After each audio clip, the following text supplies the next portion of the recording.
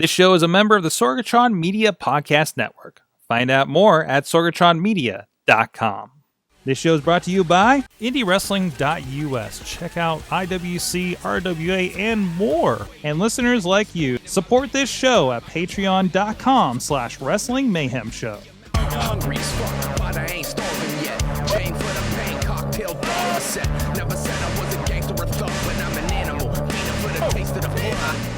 Hey guys, it is the Indy Mayhem Show. I'm Mike Sorg at Sorgatron on the Twitter here in the Sorgatron Media Studios in Pittsburgh, PA. This is the show where we talk with people in and around and maybe formerly of independent professional wrestling. We'll talk about that in a moment. But please go check out everything at WrestlingMayhemShow.com. Good times at WrestlingMayhemShow.com. 412-206-WMS0. If you guys want to get at us with any questions for anybody we have announced over on the Facebook page with Wrestling Mayhem Show or IndyWrestling.us. Or if you have somebody you think we should be talking with, of course, we can only watch so much professional wrestling these days, and that seems to be a harder and harder task from day to day. So if there's anybody we're missing out on, you think would be a great conversation with us, please let us know on any of those lines or the Facebook page or anything like that. So, of course, today, judging, I offered a platform for somebody I've known for the last couple of years here in Indy Wrestling, and judging by a GIF that I saw the other day, I just want to remind people that the thoughts and opinions of our guests are not necessarily reflected upon Indy Mayhem Show or its associations. So with that, I'm going to introduce Christian Noir back to the show, sir. Hey, it feel good to be back. First time here without face paint on. Yes. I think the last time you were here, you were at one of the Brohemus video game nights. Yeah, I looked like your regular drug dealer. I had the black shirt, the black flannel, the black jean vest on top with the beanie, with my glasses. I looked like I came in here to sell nickels and dime bags to unsuspecting white kids. I got some good quotes for the social media though. That were pretty. I think Froyo for Bro or something. Oh yeah, because Brohemoth, he is my secret lover. Mm-hmm. He doesn't want to admit it, even though he has like 5 kids that he cares for, but yeah, bro's a bottom. I'm his top. Okay. He likes to pull on my dreads. There you go. But anyways, the reason we have you in here, you recently retired from professional wrestling. Mm-hmm. I know, and I think it's been under the radar that you've been intending to do that for a while now. Yeah, I posted about it like late December, right after my casket match with Connor, like a year ago, because. Or before that, I was wrestling at Black Diamond, and I forget who I was wrestling, but I took a suplex. He did not line me up towards the middle of the ring. Popped my back. Oh, it hurt so bad. Then like weeks went on. Then one day I woke up and I couldn't walk. I was rolling on the floor, crying and screaming. Had to get taken to the hospital. They were like, "Oh, you tore a lining on your disc." Wow. So I was constantly at this little Hunchback of Notre Dame angle. Then I had to go through therapy to like relearn how to stand up straight. And like what people didn't realize, like for the entire year of 2019, everything hurt. Like every bump I took, I felt like a sensation go up my spine and sometimes down my legs. There'd be times I'm in a rest hold or doing something and I couldn't feel my leg for a second. But I remember like when I was in that casket match with Connor, brutal match, and I just got the worst news that my uncle was like dying. It was like the official, so there I was like crying in the back with all this back pain. I'm like, I gotta do this match. But beyond the sadness, then around August during 19, I was still going through a retirement thing. Like I said, I didn't really tell nobody. Only a few people knew. Then I was at Kato's promotion, Imagine, because I will always mess up and say Image like an idiot. Not the comic books. Oh no. I was wrestling a freshly new Parrish, right? That's his name. I know him as the Ebony Sensation on Instagram. Yes, Ebony Sensation. Loved it. Yeah. Loved him so much. He was nervous a little bit. And I was like, no, what happens? No matter what happens out there, I got your back. Went out there. We're wrestling all that. I took a tornado DDT. Don't know what happened, but I landed. I got spiked, and I landed 100% upside down. Mm-hmm. And it's like, I'm like 209 pounds, so that's all that coming down upon my neck. And I blacked out. I woke up at the hot tag. I'm like, why are people screaming? I'm like, oh, it's the hot tag. I went to go turn to my right. Sensation all down my body. I was like, I can't do that. Tag Lucio. Took the worst bumps in the world. And then Lucio told me like, oh, stay down. I'm like, no, we got the next spot coming up. So whatever goes on, I grab. Parrish gives me a enziguri, but I realized mid enziguri he wears Doc Mart because he switches his gear into shoes all the time. Mm-hmm. And I was like, oh, he got Doc Martens, and I'm like, oh, this is gonna hurt. So boom, my head, like I already can't feel nothing. My whole right side of my body, and I start stumbling to the back and everything. They're like, you can stop selling. I was like, I'm not selling. Like I'm not okay. I went to the ED that night. They kept me in a neck brace. They kept me overnight. And they were like, in the morning, after all their tests and all little stupid things they had me do, they were like, all right, we got some news for you. They were like, you're like, I still can barely feel the right side of my head. Mm-hmm. Like all this is numb. So since like that match, basically for like 3-4 months, maybe 5, all this is numb. I can't feel it. Still numb. Can't feel a thing. And this was how long ago? I want to say August, if not September. Okay. Or October, one of those. It couldn't be October, but all this was numb. It still is. Still can't feel anything. They were like, it was like my right side's weaker than my left side, so I'll be holding stuff, and like it will just drop out of my hand. Mm-hmm. And along with that came short-term memory. Like if someone were to tell me something immediately, I would immediately forget. Mm-hmm. There was one time I was driving, and I forgot how to drive a car for like a good minute. I had to like remember where the brakes was and like pull off to the side. I'm like having a breakdown because I'm like, I can't remember anything. Mm-hmm. But yet I can somewhat remember a wrestling match. Mm-hmm. But I'm guessing maybe because I'm so attuned to wrestling. But I also felt like, now that I can't feel one side of my head, maybe it really is time. And everyone's telling me, oh, you'll be back. Give it 6 months. Give it a while. And I'm like, guys, it's not like your normal, like, oh, I tore my shoulder. Like, mm-hmm. Like this is something that's going to affect me for the rest of my life. And everyone's like, I know people wrestle with work, like injuries and all that, but I'm like, it was scary enough when you seen it happen to Phoenix. Phoenix mm-hmm. is back in it. Mm-hmm. He was everything that happened to him. But I feel,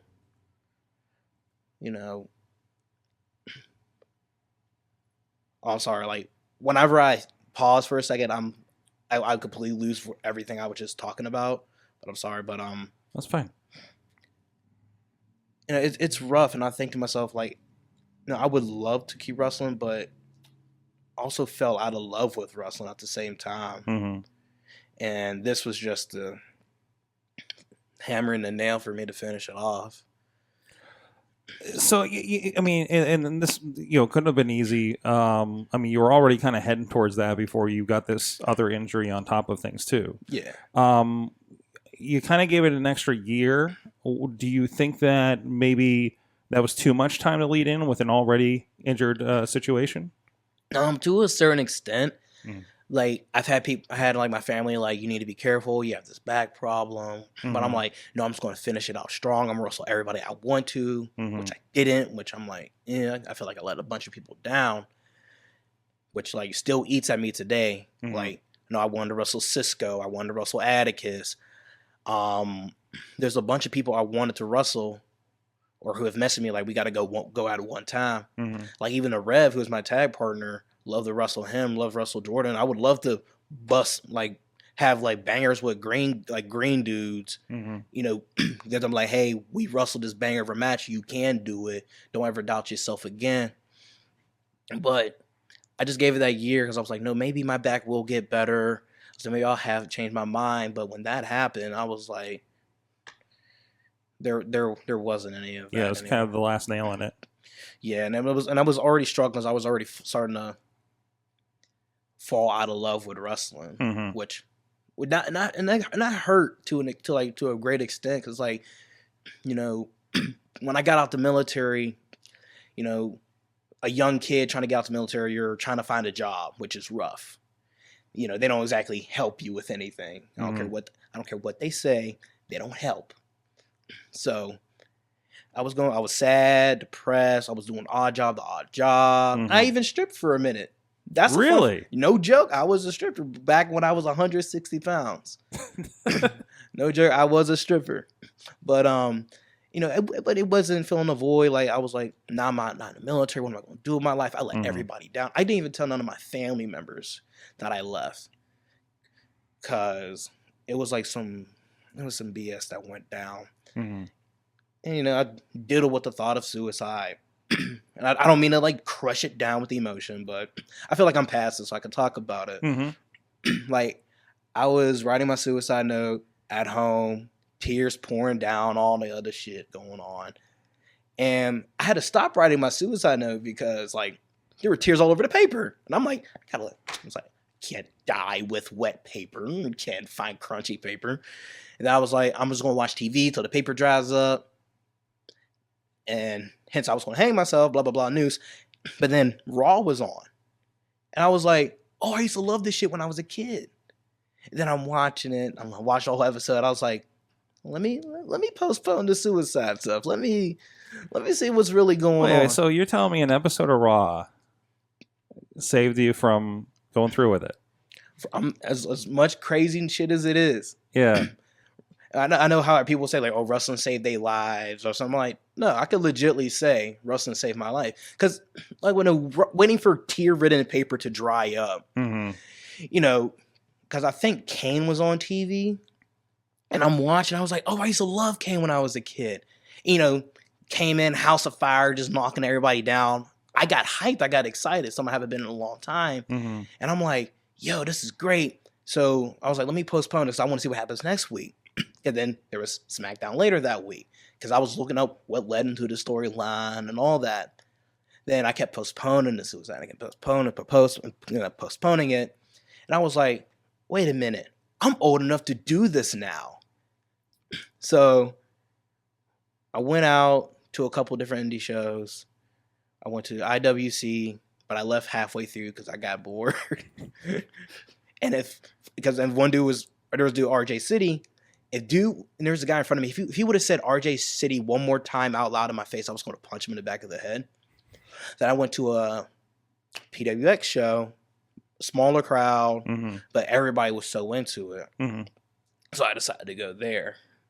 And I know, like I said, people will say wrestling saved their life.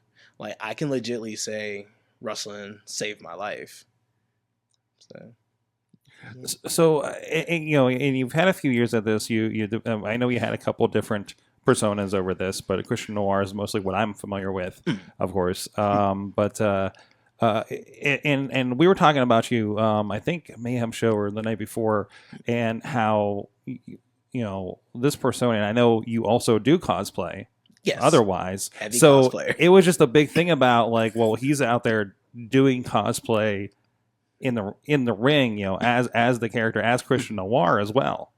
Yeah, cosplay really helped inspire a lot of the Christian Noir stuff because when I got done with the I used to be a fitness guru. Everyone will remember, all the old school guys will remember me doing jumping jacks with like afro hair, gross, and then I did something called Janice. Terrible gimmick, lasted like a month, disappeared, came back. Nobody wanted me in face paint. They were like, you have too good at facials. I'm like, I don't know what that even is. I don't really care. I'm like, because you weren't caring to me at that point. Because, you know, I felt, you know, you can't, I understood, like, you can't push everybody at once. Someone has to take the constant balls. That was me. And I know for a minute, they did not want the face paint at all. So they would constantly try to discourage me, put me in matches where I would just constantly lose and all that shit. But I stuck through it. And then I wanted to add more to the character. I want to be more than just face paint. So that's when I was into voodoo and hoodoo, just studying it. So I like bought a staff, then I started painting it. And then like a lot of my jackets are ring gear. I would add to it. I would start sewing and all that. And through wrestling, I got into cosplay because I was like, hey, if I can sew my own stuff together, why not do this thing I always wanted to do? And then it just proceeded in that. The more noir, Christian noir would build, the more my cosplay would build, the more confident I would be in my cosplay, acting in character. Because, when you're in cosplay, like, people like to see, that character you brought to life. And it makes people happy. So, like, I would be a character from, like, Rainbow Six Siege, do the poses and all that. They're like, oh my God, Mute, you're here. Oh, Lion, you're here. I was speaking that accent. And that always reminded me, as Christian Noir, be that accent, be that character, be that thing that people want to distract themselves. I don't want to say distract themselves with, to be like, hey, that's cool. That's something brought to life. like the masks that I wear, all of them are handmade. Like a few people knew that. A lot of people thought I just bought them. But like, I remember you coming backstage with like 3 masks, and it was just like, hey, I got these for the next few months or something.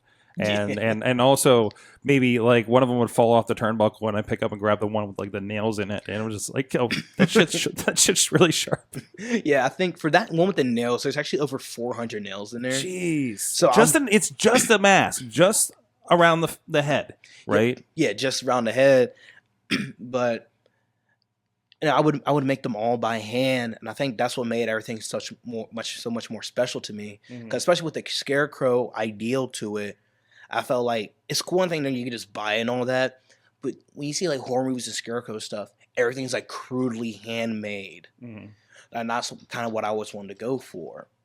Except for when I would do like my Louisiana stuff, like the French Quarter inspired stuff, like I guarantee people were like looking at me like my last gear, like what's the significance of the checkers or the all white or the masquerade mask.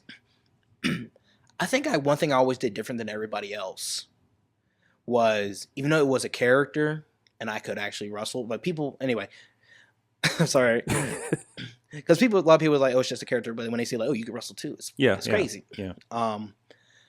When people invest in their character, you need to invest who your character is, what turned them this way, why are they like this, what inspirations do they draw from. I always built myself from the French Quarter, Louisiana. Yeah. Somewhere I always wanted to go. So I knew, because I'm a big history nerd, Louisiana was part of the French Purchase. French took all that land. And so there's a lot of French influence down there, inspiration from there. So I took the simple Harlequin design, and I would always think of masquerades, because masquerades were a great thing. So I would do all white. That's why I had the mask and all that. But even beyond just the scarecrow things, there was different cultural significances I always put into my character. What I think a lot of people, they say they do their characters, but you need to invest more of, this is who I am. They need to understand more of what's the backstory, what's the real backstory, what do they draw from, what influences. Even like my thing of like, oh, I'm from the New Orleans, I'm gonna bite from the influence of the French people there. So you can go like deeper into that. So I mean, it sounds like it's more heavy acting influence too when you get to that. Oh yeah, when like a lot of the acting, like in ring stuff, even as well, because like I always felt like, because I did theater in school, along with sports. Theater, like when you're doing something, you're trying to draw the audience in, especially and a Ryse it helps because you're on that slightly higher platform than they are, and you're walking down to their level. That's how I always looked at it. And whenever an actor will come out, they have to make a very strong first impression to grab the audience's attention, or else it would be a loss. So I always try to make during my entrances, with the different themes and very acting, how I would walk to the ring, what I would wear to the ring, like the day I wore a wedding dress to the ring to fight PB Smooth. It was always something against PB. Not like I had beef with PB, not at all. It was he always claimed himself to be the pretty boy. Mm-hmm. I'm like, oh well, I could be pretty too. I think there was an entire like wedding montage video that ran in front of it too. Yep, made the whole thing. He's looking at me in the back like, you can't be serious. And I was like, oh yeah, I'll see you out there. I'm serious. But like even acting things in a ring of like me sticking my tongue out, me staring towards the audience and like absolute disdain, how much I disliked them.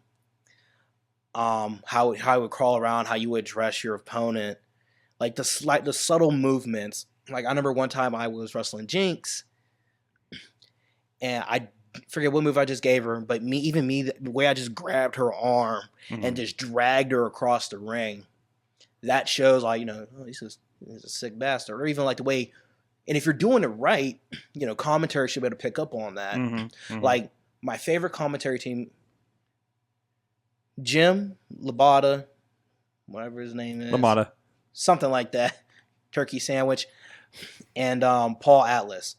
If they could pick up on what you're doing it right.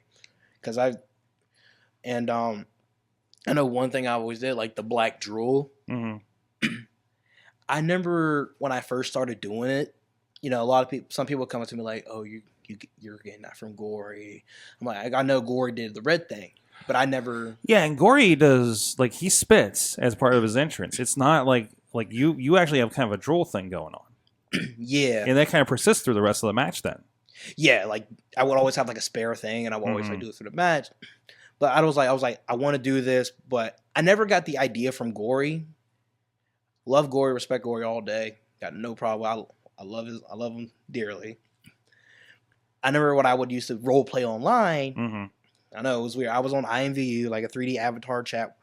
Oh yeah. I don't know this one. Oh yeah, I'm weird.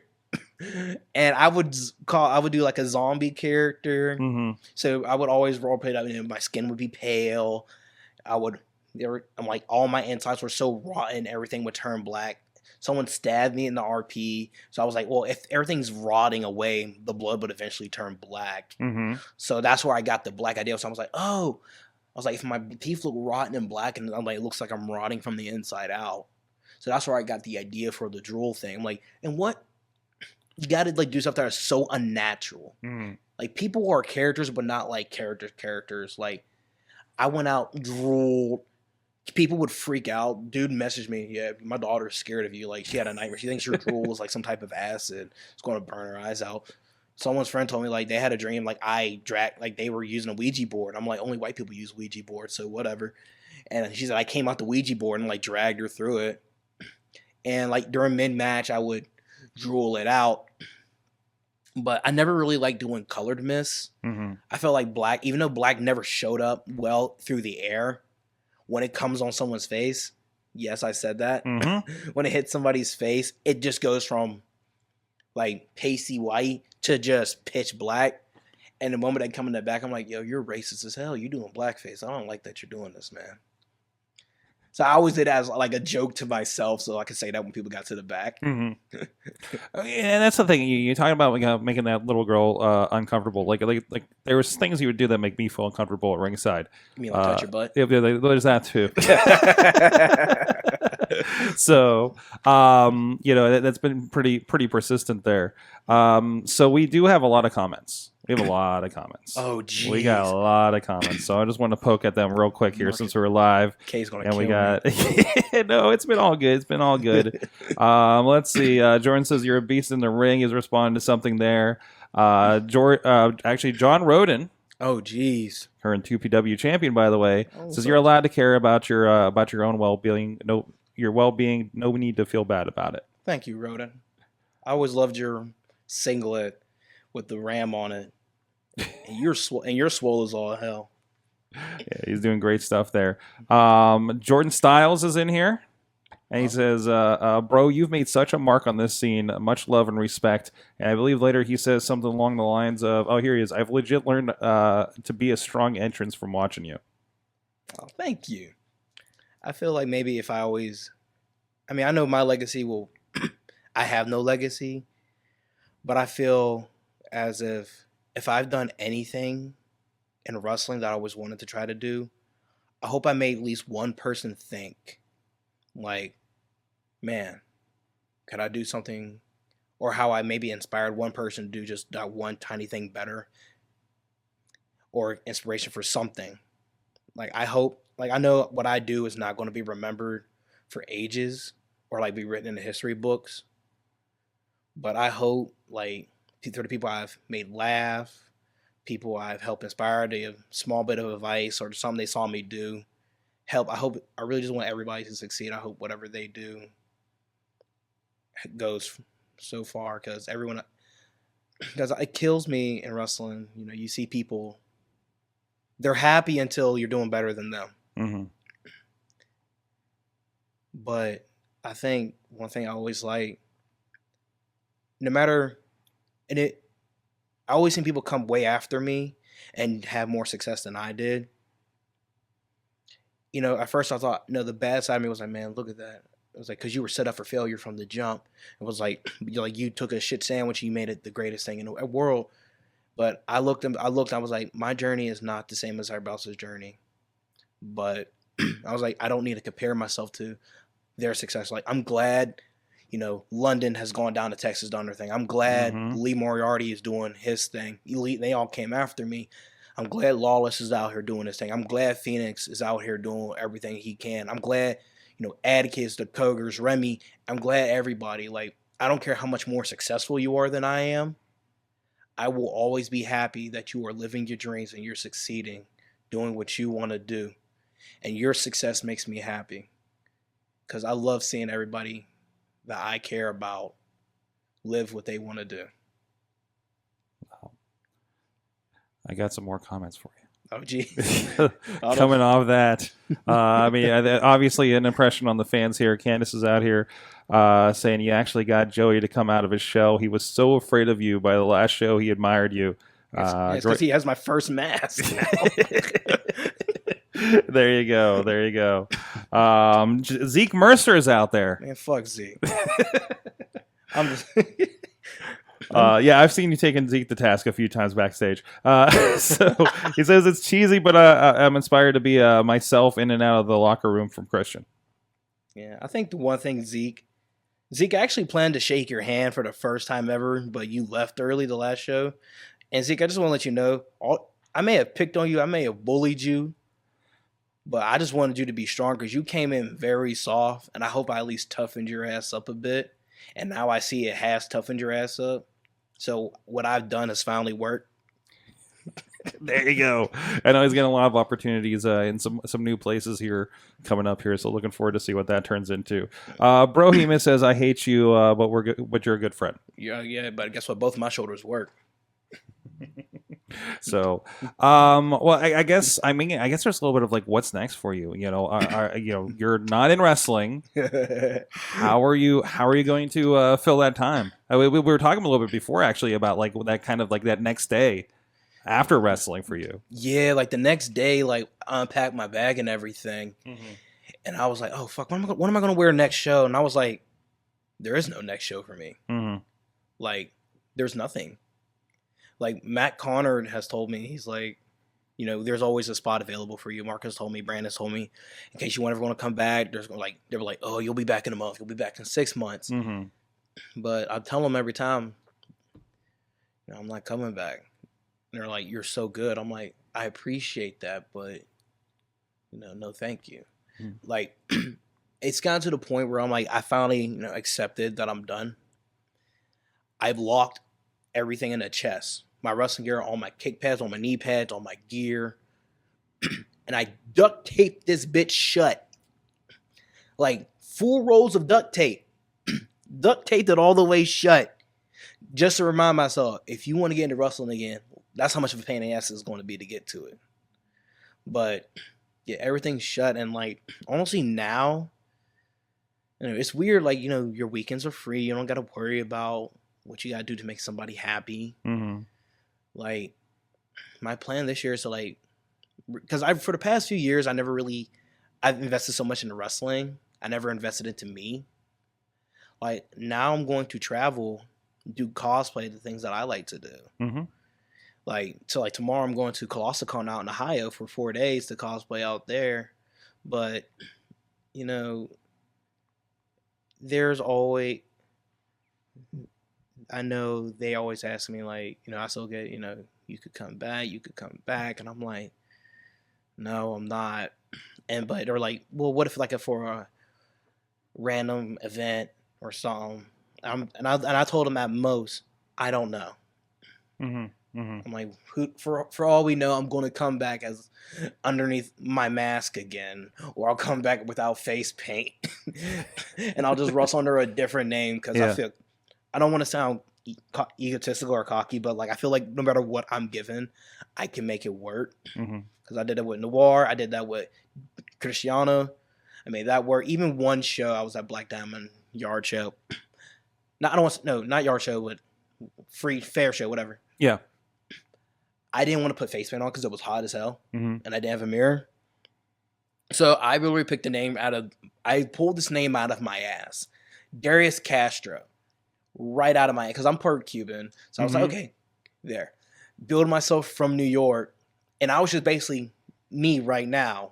No gimmick, just suave asshole. And it worked. And I was like, I could come out with a chicken suit on and make it work. But honestly, now, I don't know what's next, to be honest. Like, I deactivated my Noir Facebook account. So nobody will ever see me post from there again. Like, I've basically unfollowed. I know it sounds mean, but I unfollowed every promotion around. Like, I love Ryse, but I even unfollowed Ryse. Just to get it out of your feed, right? Yeah, get out of the feed. Like, unsubscribe from all my YouTube stuff. Unsubscribe to you. Nothing against you, Sorg. I love you. Yeah, there was so he unsubscribed from the network. Even though I still gave him matches, so he could see everything, but he was subscribing to the network, and I see a message a couple weeks ago of like you can put a little like why am I unsubscribing? And it says I'm done with wrestling, see you later, Sorg, or something. I'm trying to I'm cleansing my mind from wrestling.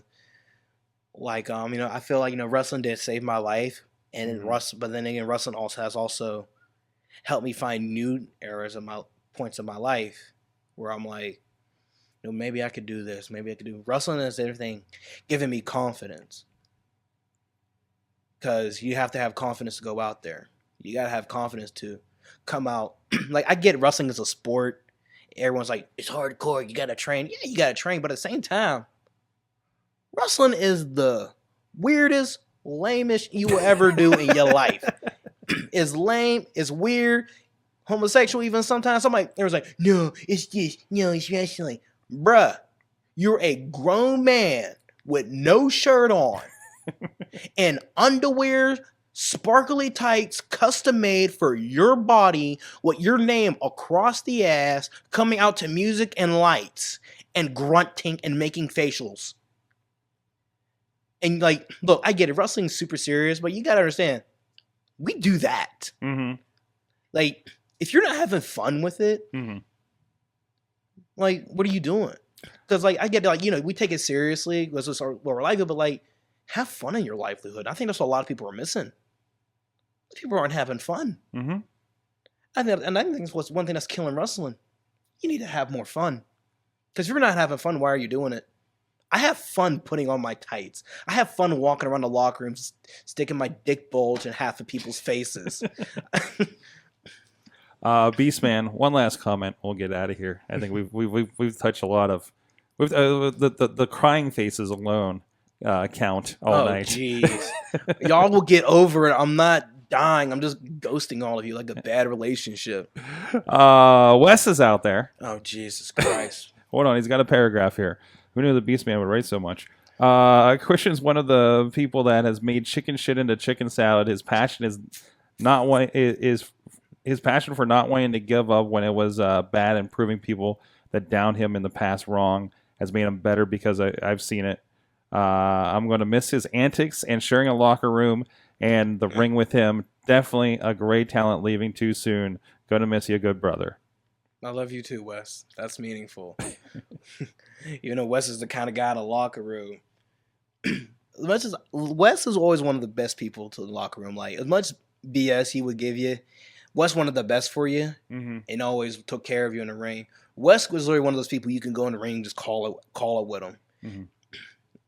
Like, man, Wes was a guy.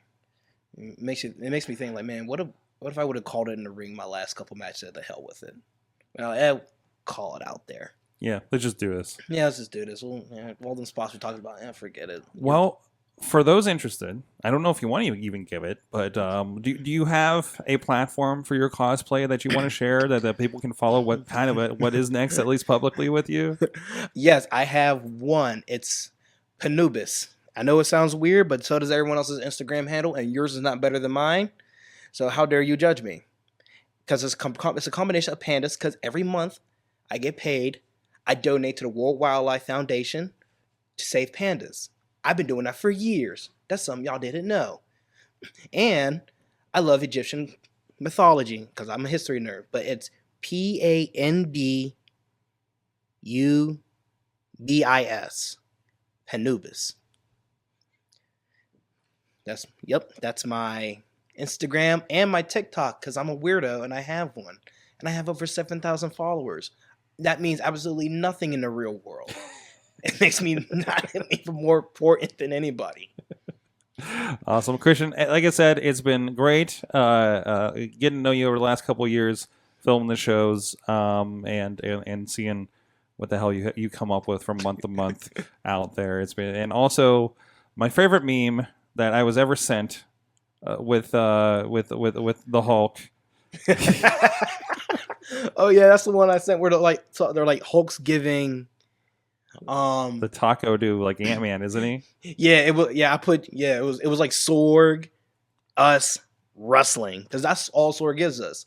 And Sorg, I think you're the only wrestling thing I'm actually still going to follow.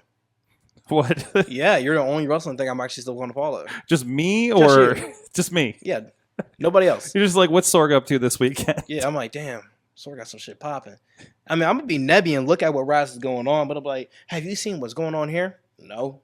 I was like, don't you care? Absolutely not. But I remember they told me like, you'll always have a spot. I'm like, okay.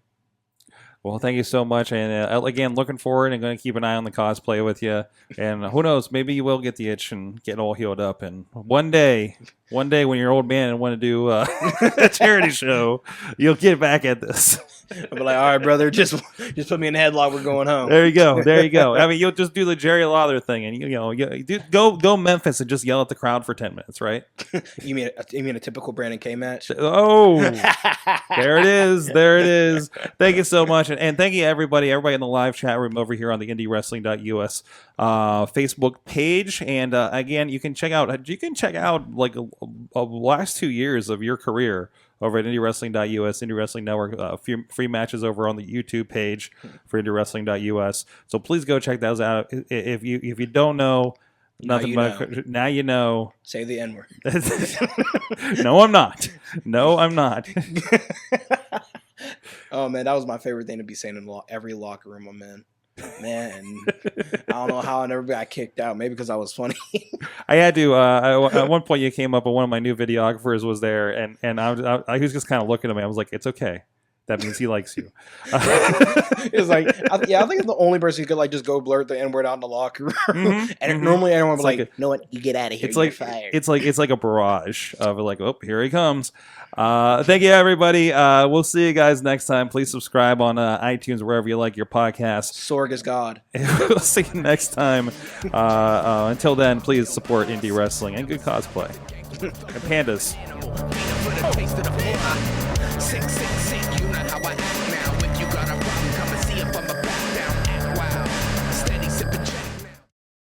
This show is a member of the Sorgatron Media Podcast Network. Find out more at sorgatronmedia.com.